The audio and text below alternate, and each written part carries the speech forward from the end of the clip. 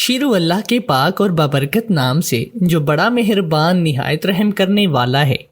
سحری میں دہی لسی پینے سے پیاس بد ہضمی سے بچا جا سکتا ہے۔ سحری میں کھجور کھانے سے پورا دن جسم میں طاقت رہے گی۔ سحری میں جوں کا دلیا دودھ اور شہد ملا کر پینے سے آنتوں میں خشکی نہیں ہوگی، فائبر ملے گا جس سے قبض نہیں ہوگی۔ روٹی کے ساتھ دال یا کم تیل مرچ والے سالن کو ترجیح دیں۔ رمضان کے دوران پیٹ میں گیس پیدا کرنے والی غذاؤں سے پرہیز کریں۔ مرغن غذائیں، آلو، بھنڈی، گوبھی، ماش کی دال، چنے کی دال وغیرہ۔ اگر آنکھ میں تکلیف ہو، جس آنکھ میں تکلیف ہو اس کے مخالف پاؤں کے ناخن پر آگ کا دودھ ڈالیں، تکلیف ختم ہو جائے گی۔ گندم کا حلوہ کھانے سے دماغی کینسر ختم ہو جاتا ہے۔ مٹی کی ہانڈی کو سرسوں کا تیل لگانے سے ہانڈی چٹکتی نہیں۔ گرم دودھ میں زعفران ملا کر پینے سے سینے کی بلغم ختم ہو جاتی ہے۔ خانہ کعبہ کی طرف منہ کر کے پیشاب کرنے سے یرکان ہو جاتا ہے۔ پھونک سے چراغ بجھانے سے دمہ کی بیماری ہو جاتی ہے۔ سانس لینے میں تکلیف ہو تو سبز چائے پی لو۔ نہانے والے پانی میں نمک ملا کر نہانے سے بدن پر خشکی نہیں آتی۔ کھانا کھانے سے پہلے سونف کے پتے چبانے سے کھانا جلدی ہضم ہو جاتا ہے۔ نہار منہ دہی میں شہد ڈال کر کھانے سے پیٹ درد ختم ہو جاتا ہے۔ کچا انار کھانے سے گردوں میں پتھری ہو جاتی ہے۔ کچے سیب پر شہد لگا کر کھانے سے جلد ٹائٹ رہتی ہے۔ انڈے کے چھلکے پانی میں ابال کر اس پانی سے منہ دھونے سے جھریاں ختم ہو جاتی ہیں۔ جن کے پیٹ میں رسولی کا مسئلہ ہو، نہار منہ دار چینی کا قہوہ بنا کر پیا کریں۔ کدو کے بیج کھانے سے بال لمبے اور مضبوط ہوتے ہیں۔ کچے امرود کھانے سے دانت مضبوط ہوتے ہیں۔ کام کے دوران نیم گرم پانی پینے سے پورے بدن کی صفائی ہو جاتی ہے۔ صبح نہار منہ لمبی لمبی سانس لینے سے دل کی بیماری نہیں ہوتی۔ واش روم میں زیادہ بدبو پھیل جائے تو شہتوت کی لکڑی کو جلا کر رکھ دے، بدبو ختم ہو جائے گی۔ جسم میں کسی باعث سخت گرمی ہو چکی ہو اور ہاتھ پاؤں جلتے ہوں تو خشک دھنیا اور مصری ہم وزن ملا کر صفوف بنا لیں اور آدھا چائے کا چمچ دن میں 3 بار پانی کے ہمراہ استعمال کریں، یا سبز دھنیا مصری ملا کر گھونٹ کر پینے سے جسم کی ساری گرمی زائل ہو جاتی ہے۔ نہار منہ دودھ میں شہد ڈال کر پینے سے چھاتیاں خوبصورت ہوتی ہیں۔ ناخنوں پر تیل لگانے سے دماغ تیز ہوتا ہے۔ رات کو آنکھوں پر تیل لگا کر سونے سے نظر تیز ہوتی ہے۔ بد ہضمی کے لیے اناناس کی پھانکیں کیجیے، اب کالی مرچ اور پہاڑی نمک چھڑک دیجیے، اس کے بعد آنچ پر گرم کر کے کھا لیجیے، بد ہضمی دور ہو جائے گی۔ حقیقی روزے دار کون ہے؟ جس کی زبان جھوٹ، بےہودہ گالی گلوچ اور غیبت سے محفوظ رہے، جس کی نگاہیں اللہ کی حرام کردہ اشیاء اور نامحرم کو دیکھنے سے بچی رہیں، جس کے کان موسیقی اور ڈھول باجوں کی آوازوں سے محفوظ رہیں، جس کی شرمگاہ فحش اور شہوت کے کاموں سے بچی رہے اور جس کے تمام اعضاء گناہوں سے رکے رہیں۔ روزے کی حقیقت، روزہ صرف بھوک پیاسے کا نام نہیں۔ ناف پر تیل لگا کر سونے سے ڈپریشن ختم ہو جاتی ہے۔ گردن پر تیل لگانے سے سستی دور ہو جاتی ہے۔ تیل کی خوشبو سونگھ کر سونے سے وزن کم ہوتا ہے۔ کان میں تیل ڈال کر سونے سے سماعت تیز ہوتی ہے۔ کان کے پیچھے تیل لگاؤ تو چستی آتی ہے۔ شرمگاہ پر تیل لگاؤ تو مردانگی تیز ہوتی ہے۔ کمر پر تیل لگاؤ تو کمر درد نہیں ہوتا۔ ماتھے پر تیل لگانے سے بولنے کی بیماری ختم ہو جاتی ہے۔ پنڈلیوں پر تیل لگاؤ تو بدن میں درد نہیں ہوگا۔ ہاتھوں پر تیل لگاؤ تو ذہانت تیز ہوتی ہے۔ چھاتیوں پر تیل لگانے سے بدن کی گرمی دور ہو جاتی ہے۔ ناخنوں پر تیل لگانے سے لٹکی ہوئی جلد ٹائٹ ہو جاتی ہے۔ ہونٹوں پر تیل لگانے سے ہونٹ گلابی ہو جاتے ہیں۔ بغلوں میں تیل لگانے سے نیند سکون کی آتی ہے۔ کھیرا کھانے کے 10 فائدے۔ کھیرا کھانے سے وزن برقرار ہوتا ہے اور زیادہ نہیں ہوتا۔ نظام انہضام کو درست رکھتا ہے کھیرا۔ کھیرا کینسر کی بیماری کو دور کرتا ہے۔ کھیرا کھانے سے پیشاب کھل کر آتا ہے۔ کھیرا کھانے سے پیٹ درد نہیں ہوتا۔ کھیرا کھانے سے لٹکی ہوئی چھاتیاں ٹائٹ ہوتی ہیں۔ کھیرا کھانے سے دانت میں درد نہیں ہوتا۔ کھیرا کاٹ کر منہ پر لگانے سے جھریاں ختم ہو جاتی ہیں۔ کھیرا کھانے سے دماغی ٹینشن ختم ہو جاتی ہے۔ کھیرا کھانے سے بال مضبوط ہوتے ہیں۔ دوستوں اب چلتے ہیں آج کی کہانی کی جانب۔ میرا 14 سالہ دیور میرے شوہر کے کام پر جاتے ہی ہر روز مجھ سے میری شادی کی فوٹوز کا البم مانگتا اور کہتا، بھابھی میں نے فوٹوز دیکھنی ہے۔ میں اسے دے دیتی، پھر وہ اپنا کمرہ لاک کر لیتا اور 1 گھنٹے کے بعد وہ البم واپس کرتا اور ساتھ کچھ نوٹ بھی مجھے دیتا۔ اب مجھے شک ہونے لگا تھا کہ اس کے پاس اتنے سارے پیسے کہاں سے آ رہے ہیں۔ ایک دن البم دینے کے بعد میں اس کے کمرے میں چھپ گئی، میرے پیروں سے زمین نکل گئی، جبکہ میری شادی بہت ہی دھوم دھام سے ہوئی تھی۔ میرے سسرال والوں نے سارے چاؤ اور سارے لاڈ پورے کیے تھے اور اس شاندار انداز سے شادی کی کہ دیکھنے والے بھی دنگ رہ گئے۔ میرے میکے میں تو شادی بہت ہی سادگی سے کرنے کا رواج تھا، لیکن میرے سسرال والے بہت ہی کھلے ذہن کے لوگ تھے۔ وہ شادی خوب دھوم دھام سے کرتے اور اس معاملے میں کسی کی سنتے بھی نہ تھے۔ اس لیے تو جب میرے ابو اور بھائیوں نے بارات کے ساتھ ڈھول باجے، مووی میکر اور فوٹوگرافر کو لانے سے منع کیا تو وہ لوگ یہ بات کسی صورت ماننے کو تیار نہیں ہوئے تھے۔ باقی ابا کی ہر شرط، ہر بات انہیں منظور تھی، لیکن یہ بات انہیں کسی صورت قابل قبول نہ تھی کہ وہ بارات خاموشی سے لے آئیں۔ اس لیے جیسے تیسے بھی کر کے میری ساس نے ابا کو اس بات پر راضی کر ہی لیا، اور جب بارات ہمارے دروازے پر آئی تو دیکھنے والوں کی انگلیاں منہ میں دبا لی کہ قیوم کے دروازے پر ڈھول باجوں کے ساتھ بارات۔ میرے سے پہلے بھی میری 2 بڑی بہنوں کی شادیاں ہوئی تھی، لیکن ان کی باراتیں اتنی خاموشی سے آئی کہ ہمسایوں تک کو خبر نہ ہوئی کہ ساتھ والے گھر میں کوئی شادی بھی ہو رہی ہے۔ ایسے میں میری بارات کا اتنی دھوم دھام سے آنا لوگوں کے لیے ہی کیا، سب خاندان والوں کے لیے بھی حیران کن تھا۔ مووی میکرز نے ایک ایک لمحے کی موویز بنائی اور فوٹوگرافرز کو بھی جیسے ہدایت کی تھی ایک ایک لمحے کی تصویر اتارنی ہے۔ اس لیے دونوں ہی نے تصاویر اور مووی اس طرح سے بنائی کہ شادی والے دن کا ایک ایک لمحہ محفوظ ہوا، اور شادی کے بعد جب مووی اور تصاویر کا البم تیار ہو کر آیا تو اسے دیکھ دیکھ کر میں خود حیرت زدہ رہتی کہ فلموں اور ڈراموں کے علاوہ عام لوگوں کی بھی اس طرح تصاویر بن سکتی ہیں اور اس طرح شادی کی موویز بنائی جاتی ہیں۔ وہ سب اتنی خوبصورت اور اتنی پیاری لگتی تھی کہ میرا دل چاہتا کہ میں انہیں بار بار دیکھوں، اور دن میں ایک بار تو لازمی نکال کر دیکھتی تھی۔ یہی حال میرے چھوٹے دیور کا بھی تھا۔ میرے سسرال کا خاندان چھوٹا سا تھا۔ میری ساس، میرا شوہر اور ایک چھوٹا سا دیور جس کی عمر صرف 14 برس تھی۔ میری ساس کے 2 ہی اولادیں تھی اور وہ بھی بہت ہی منتوں اور مرادوں سے ہوئی تھی۔ میری ساس بتاتی تھی کہ میرے شوہر کی پیدائش ان کی شادی کے 7 سال بعد ہوئی تھی، اور پھر میرے شوہر کی پیدائش کے 12 سال کے بعد میرا دیور پیدا ہوا جو اب 14 برس کا تھا اور سارے گھر کا لاڈلا بھی تھا۔ میرے ساس سسر اسے ہتھیلی کا چھالا بنا کر رکھتے، اس کی ہر فرمائش کو پورا کرتے، اور جو آج کل باہر کی دنیا کے حالات ہیں، جس طرح سے ہمارا معاشرہ برائی اور پستی میں گرتا جا رہا ہے، اس کے پیش نظر اسے گھر سے باہر نکلنے کی آزادی نہ تھی، بس سکول سے سیدھا گھر۔ اس کے بعد دن بھر کھیل کود کے لیے بھی کہیں آنے جانے کی اجازت نہ تھی۔ رات کے وقت قاری صاحب بھی گھر آ کر قرآن پاک کی تعلیم دیتے۔ بیچارہ بچہ سارا دن گھر میں پڑا بور ہو جاتا، ٹی وی اور کمپیوٹر سے اکتا جاتا تو پورے گھر میں ٹہلتا، کبھی میرے ساتھ گپ شپ کرنے لگ جاتا، لیکن فطرتاً شرمیلا تھا، اس لیے زیادہ تر خاموشی رہتا۔ ایک دن میں دوپہر کے وقت اکیلی کمرے میں بیٹھی بور ہو رہی تھی۔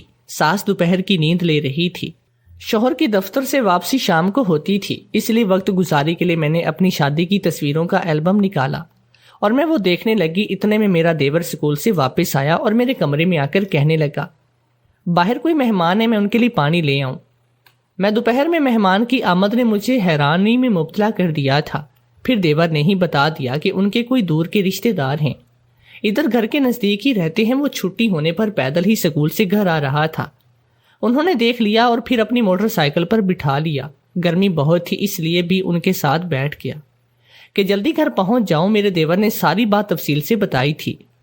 میں نے شربت کا جگ بنایا اور مہمان کو دینے کے لیے چلی گئی۔ وہ اور میری ساس کے کمرے میں بیٹھا تھا اور میری ساس اٹھ کر اب اس کے ساتھ باتوں میں مشغول تھی۔ میں جیسے ہی شربت کا جگ میز پر رکھنے کے لیے آگے بڑھی تو میری نظر اس مہمان پر پڑی جسے دیکھتے ہی میری آنکھوں کے آگے اندھیرا چھا گیا۔ میرے ہاتھ کپ کپانے لگے تھے اور ٹرے میں موجود پانی کا جگ اور گلاس میرے ہاتھوں کی شدید کپ کپاہٹ سے لرز رہے تھے۔ میری ساس نے مجھے اس طرح دیکھا تو جلدی سے اٹھ کر میرے ہاتھ سے ٹرے تھام کر میز پر رکھا اور مجھے کرسی پر بٹھا کر پانی کا گلاس تھمایا، لیکن میں اس آدمی کو دیکھ کر شدید خوف زدہ ہو چکی تھی اور ایک لمحہ مزید اس کے سامنے نہیں رک سکتی تھی، اس لیے پانی کا گلاس ہاتھ میں لیے ہی فوراً سے اٹھ کر اپنے کمرے میں آئی۔ وہاں میرا دیور ابھی تک سکول کا بستہ کندھوں پر ڈالے ایسے ہی بیٹھا تھا اور بہت ہی شوق اور دلچسپی سے بیڈ پر پڑا شادی کی تصویروں کا البم دیکھ رہا تھا۔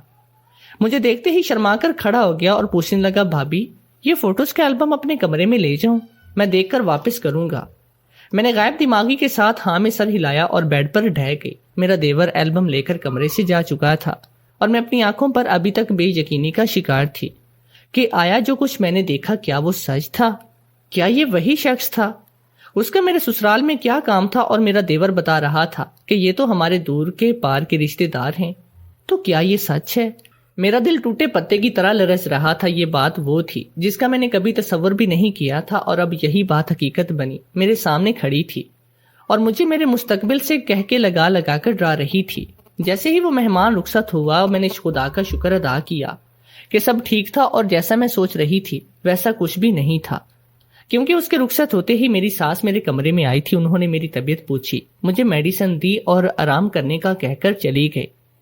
میرے ساتھ میری ساس کا رویہ میرے ساتھ پہلے جیسا ہی محبت اور اپنائیت بھرا تھا، اس لیے میرے دل و دماغ سے سارے وہم دور ہو گئے۔ لیکن یہ محض میری غلط فہمی تھی۔ تباہی تو مجھ تک پہنچنے کے لیے اپنے قدم بڑھا چکی تھی۔ میں عصر تک سوتی رہی تھی۔ آنکھ کھلی تو سائڈ ٹیبل سے موبائل اٹھا کر وقت دیکھا اور جلدی سے اٹھ کر فریش ہونے چلی گئی۔ نہا کر واپس آئی تو دیور فوٹوز والا البم لیے کمرے میں کھڑا تھا۔ دیکھ لی تصویریں؟ میں نے مسکراتے ہوئے پوچھا۔ سب بہت پیاری ہیں، دل کرتا ہے کہ بار بار دیکھوں، لیکن اب مجھے ہوم ورک کرنا ہے، اس لیے آپ البم واپس رکھ لیں۔ معصومیت سے کہتے ہوئے اس نے تصویروں والا البم میز پر رکھ دیا اور وہاں سے چلا گیا۔ میرے شوہر کے آنے کا وقت تھا، اس لیے میں ہلکا پھلکا سا تیار ہوئی، بال بنائے اور باہر چلی آئی۔ ان کے لیے چائے بنا دوں۔ دوپہر کے وقت کی میری ساری پریشانی، سارے اندیشے ختم ہو چکے تھے اور میں اب بالکل ریلیکس تھی۔ زندگی بڑی پیاری تھی، اچھا سسرال تھا، خیال کرنے والا شوہر تھا اور ایک چھوٹا معصوم سا دیور۔ میں بہت خوش تھی کہ دوسری کئی لڑکیوں کی طرح میری شادی میرے لیے امتحان نہیں بنی، بلکہ شادی نے میری زندگی مزید خوبصورت بنائی تھی۔ لیکن یہ میری بہت ہی بڑی غلط فہمی تھی کہ میری زندگی خوشیوں بھری اور پرسکون ہے۔ ایک بھونچال دبے قدموں میری طرف بڑھتا چلا رہا تھا، مجھے برباد کرنے کے لیے، اور میں اس سے بے خبر تھی۔ میرا چھوٹا دیور اب ہر روز سکول سے واپس آتے ہی میرے کمرے میں آتا اور کہتا کہ بھابھی میں آپ کی شادی کی تصویروں والا البم لے جاؤں، مجھے شادی کی تصویریں دیکھنی ہیں، اور میں مسکراتے ہوئے اسے الماری سے البم نکال دیتی۔ میں دیور کی اس بات پر نہ کبھی حیرت کا شکار ہوئی اور نہ ہی کبھی چونکی تھی، کیونکہ وہ تصویریں تھیں بہت ہی خوبصورت، اور انہیں دیکھتے دیکھتے شادی کے ہنگاموں اور ان خوبصورت دنوں کی یاد تازہ ہو جاتی تھی، اور میں خود بھی اکثر البم نکال کر وہ تصویریں دیکھتی تھی۔ ایسے میں چھوٹا دیور بھی یقیناً انہیں اسی لیے دیکھتا ہوگا کیونکہ وہ اسے تصاویر اچھی لگتی ہیں، اور وہ بیچارہ تو گھر میں بیٹھے بیٹھے اکثر بور ہو جاتا ہے، اس لیے تصاویر کے دھیان میں ہی لگ کر کچھ دیر خوش ہو لیتا ہوگا۔ لیکن یہ میری غلط فہمی تھی۔ بھلا ایک ایسا بچہ جس کے پاس ٹی وی اور کمپیوٹر کی سہولت ہے، اسے بار بار دیکھی گئی تصویروں سے کیا دلچسپی ہو سکتی ہے؟ اس کے لیے کمپیوٹر کی نت نئی گیمز بھی ہیں اور ٹی وی کے نئے نئے ڈرامے اور اس کی دلچسپی کے مختلف پروگرامز بھی۔ لیکن میں اتنی بے وقوف تھی کہ میں نے اس سب پر سوچا بھی نہیں تھا۔ مجھے ایک اور بات نے چونکا دیا، اور پھر میں نے اپنے دیور کی جاسوسی کرنے کا سوچا۔ حیرت انگیز طور پر میرا دیور جب بھی مجھے البم واپس کرنے آتا تو اس کے ساتھ مجھے کچھ نوٹ بھی دیتا۔ پہلے میں سمجھتی کہ یہ اس کی پاکٹ منی کی سیونگ ہے اور وہ مجھے جمع کروا رہا ہے، لیکن جب ایک ہفتے کے بعد میں نے اس سے پوچھا کہ اس کا ارادہ کتنے پیسے جوڑنے کا ہے اور وہ اپنے پیسے میرے سے کب واپس لے گا، تو وہ حیرت سے میرا منہ دیکھنے لگا اور کہنے لگا، جو پیسے مجھے وہ دیتا ہے اس کے نہیں ہے اور نہ ہی وہ کوئی پیسے جوڑ رہا ہے۔ دیور کی بات سن کر حیرت سے میرا منہ کھل گیا، لیکن اس سے پہلے کہ میں اسے کوئی سوال کرتی وہ فوراً کمرے سے باہر چلا گیا۔ میں ہکا بکا کھڑی دیکھتی رہ گئی، اور یہی بات تھی جس نے مجھے سوچنے پر مجبور کر دیا تھا، اور میرے ذہن میں کئی سوالات آ کھڑے ہوئے تھے۔ میرے دیور کو ایسی تصویروں کے البم سے کیا دلچسپی ہو سکتی تھی جو اس کی 1000 بار کی دیکھی ہوئی تھی؟ جو پیسے وہ مجھے البم کے ساتھ دیتا، اگر وہ پیسے اس کے نہیں تھے تو پھر وہ پیسے کس کے تھے؟ آخر اس کے پاس اتنے پیسے آ کہاں سے رہے تھے؟ یہ سب وہ سوالات ہیں جن کا جواب جاننا میرے لیے بے حد ضروری تھا، لیکن مجھے ان سب سوالوں کے جواب کہاں سے ملیں گے؟ یہ بھی ایک بہت ہی بڑا سوالیہ نشان تھا۔ پہلے میرے ذہن میں آیا کہ میں دیور سے جا کر ہی پوچھوں، لیکن پھر یہ خیال آنے پر ارادہ ترک کر دیا۔ ہو سکتا ہے وہ مجھے مکمل حقیقت نہ بتائے، بات چھپا لے۔ کافی سوچ بچار کے بعد مجھے اس بات کا ایک ہی حل نظر آیا کہ میں اپنے دیور کو یہ معلوم نہ ہونے دوں کہ میرے دل میں شک کا بال آ گیا ہے، اور خاموشی سے اس کی جاسوسی کروں، کیونکہ میں نے ایک دو بار دیکھا تھا کہ میرا دیور تصویروں والا البم لے جانے کے بعد اپنا کمرہ لاک کر لیتا اور تقریباً 1 گھنٹے کے بعد لاک کھولتا۔ جو کچھ بھی تھا وہ دیور اپنے کمرے میں ہی کرتا۔ اس لیے میں نے کچھ سوچا اور صبح ناشتے کے وقت جب دیور سکول جانے کے لیے تیار ہو رہا تھا، میں نے اس کے پاس جا کر کہا کہ آج میں اپنی امی سے ملنے جا رہی ہوں، گھر پر نہیں رہوں گی۔ اگر تمہیں شادی کی تصویروں والا البم دیکھنا ہے تو میں الماری سے نکال کر میز پر رکھ کر جاؤں گی، تم لے لینا۔ میری بات سن کر وہ خوش ہو گیا اور کہنے لگا ٹھیک ہے بھابی۔ دیور سے بات کر کے میں اپنے معمول کے کام نپٹانے لگی۔ میری نظریں آج گھڑی پر تھی۔ جیسے ہی دیور کی اسکول سے چھٹی کا ٹائم ہوا، میں دیور کے کمرے میں چلی گئی اور کھڑکی کے پردے کے پیچھے نہایتی احتیاط سے چھپ کر کھڑی ہو گئی۔ مجھے زیادہ انتظار نہیں کرنا پڑا۔ 5 منٹ کے بعد میرا دیور اپنے کمرے میں آ گیا۔ اس کے ہاتھ میں تصویروں والا البم بھی تھا جو یقیناً اس نے گھر میں داخل ہوتے ہی سیدھا میرے کمرے میں جا کر لیا تھا۔ اس کے ساتھ ہی دیور کے ساتھ کچھ اور بھی تھا جسے دیکھتے ہی میرے اوپر کپ کپی طاری ہوئی اور خوف کے مارے میرے پسینے چھوٹ گئے۔ میں نے بامشکل خود پر قابو پایا اور پردے کی اوٹ سے دیکھنے لگی۔ میری آنکھوں کے سامنے تارے ناچنے لگے تھے، پیروں تلے سے زمین کھسک گئے۔ جو منظر میں نے دیکھا تھا اس نے میری جان نکال دی۔ میرا دیور تو میرا رشتہ سراسر ابو پسند سے طے ہوا تھا اور یہ رشتہ ابو کے کسی دوست نے طے کروایا تھا۔ گھر بار اچھا تھا، لڑکا پڑھا لکھا تھا اور برسر روزگار تھا۔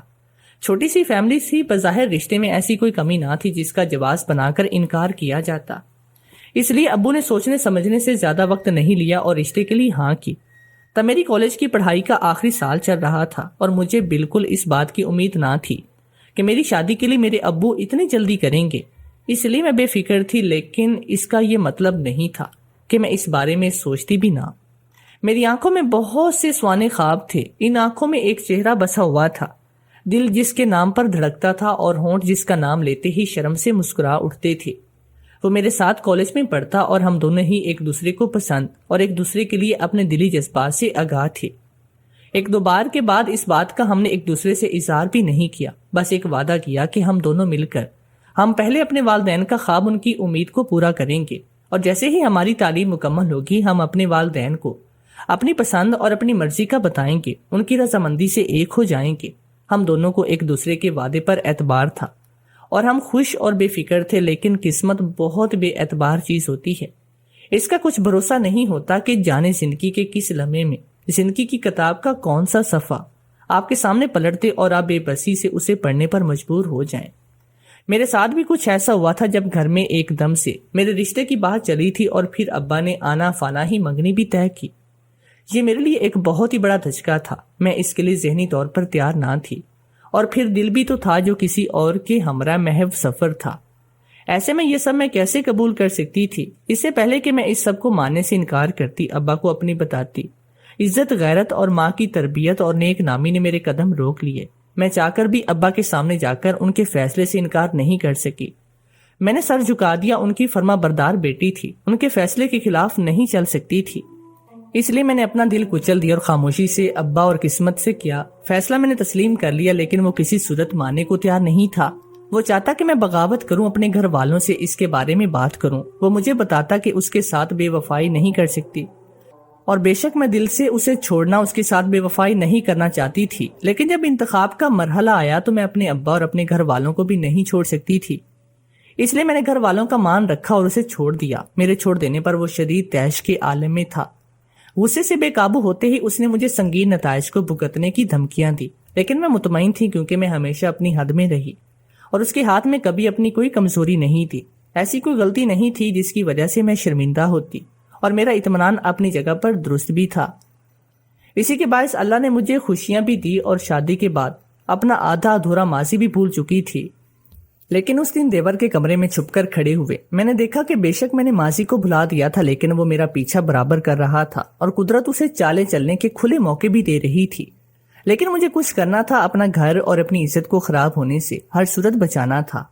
میں چند دنوں سے مسلسل یہی سوچ رہی تھی، لیکن معاملہ عزت کے حساب سے اتنا نازک اور زندگی کے حساب سے اتنا گمبھیر ہو چکا تھا کہ کوئی حل سجائی نہیں دیتا۔ ایک ایسا حل جو معاملے کا جڑ سے ختم بھی کر دے، عزت اس طرح سے محفوظ رہے کہ کسی کو کانوں کان خبر بھی نہ ہو۔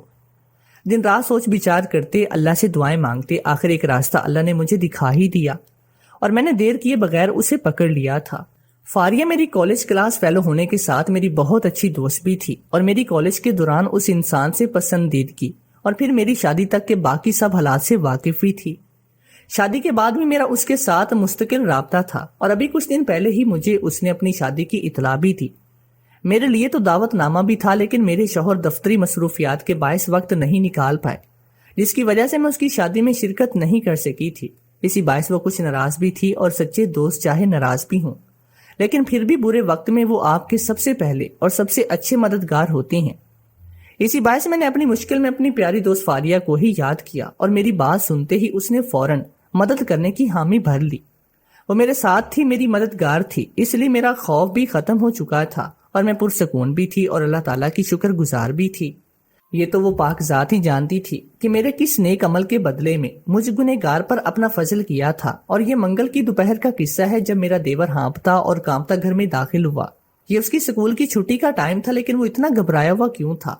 میں یہ جاننے کے لیے کمرے سے باہر نکلی۔ میرا دیور میری ساس کو بتا رہا تھا کہ وہ شخص جس کے ساتھ وہ اس دن سکول سے گھر واپس آیا اور جس کے لیے میں شربت بنا کر لے گئے، اسے پولیس پکڑ کر لے جا رہی تھی۔ میں نے بھی اختیار اللہ کا شکر ادا کیا اور فاریہ سے بات کرنے کے لیے کمرے میں آ گئی، جبکہ میری ساس حیران کھڑی قیاس لگا رہی تھی۔ اس نے ایسا کون سا جرم کیا ہوگا؟ میں نے فاریہ کو کال ملائی اور اس کے بتائے ہوئے اس کا شکریہ ادا کیا۔ وہ شخص جسے میری ساس نے کہا تھا کہ ان کا دور پرے کا رشتہ دار ہے، لیکن ان کا گھر ہمارے ہمسائے میں ہی ہے، وہی شخص احمد ہے جو میرے ساتھ کالج میں پڑھتا اور میں اسے پسند کرتی تھی، اچھی شکل و صورت کے ساتھ، اچھے اخلاق کا بھی مالک تھا۔ لیکن میں یہ بات نہیں جانتی کہ یہ منتقم مزاج بھی ہے اور اپنی انا کی تسکین کے لیے، یہ انسانوں کو نیچا دکھانے، ان سے بدلہ لینے کے لیے کسی بھی حد تک گر سکتا ہے۔ میری سسرالیوں کے ان کے گھرانے کے ساتھ اتنے قریبی تعلقات نہیں تھے، اس لیے بہت ہی زیادہ آنا جانا بھی نہیں تھا، اور انہیں شادی پر بھی نہیں بلایا گیا۔ اسی باعث وہ پہلے یہ بات جاننے سے خبر تھا۔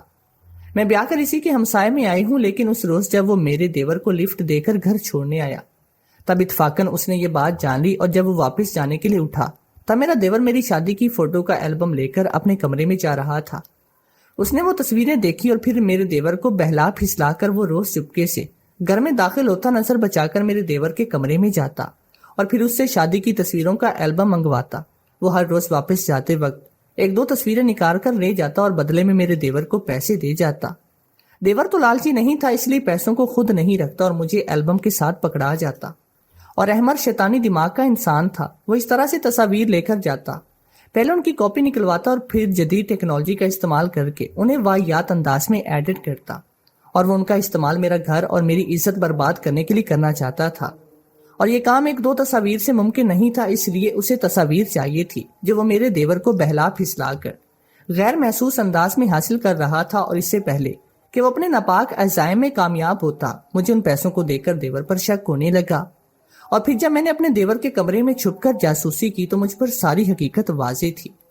ابھی میرے پاس وقت تھا اور میں اپنا گھر اور اپنے میکے اور سسرال میں اپنی عزت خراب ہونے سے بچا سکتی تھی، اس لیے میں نے اپنی دوست فاریہ کی مدد حاصل کی، اسے ساری صورتحال سے آگاہ کیا۔ فاریہ کے ہسبینڈ پولیس میں اعلیٰ عہدے پر تھے، ان کے سامنے فاریہ کی ساری صورتحال رکھی، انہوں نے اگلے ہی دن ایکشن لیا اور اسے اٹھا کر لے گئے۔ اب مجھے یقین تھا کہ تمام تصاویر اور سارا ڈیٹا پولیس نے ان سے نکلوا کر حذف کر دے گی، اور احمد کو اپنے شیطانی عمل کی سزا ضرور ملے گی۔